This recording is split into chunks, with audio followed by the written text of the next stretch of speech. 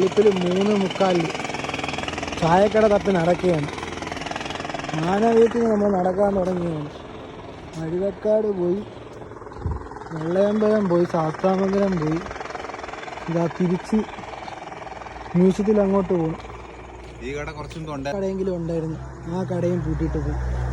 ഈ 3:45 ഇനി വേറെ ഇവിടെ ചായക്കടയുണ്ട് ഈ പരിസരത്ത്. അതും തിരക്കി നമ്മൾ നടക്കുന്നു 3 പേരും കൂടെ.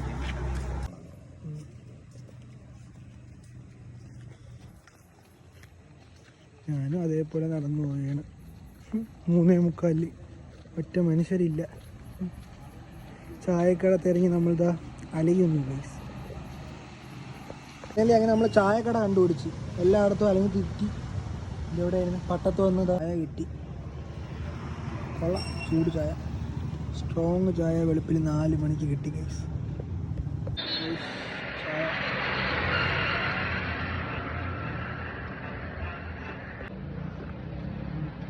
4 മണിക്ക് ചായ കിട്ടിയപ്പോൾ എൻ്റെ സുഖം.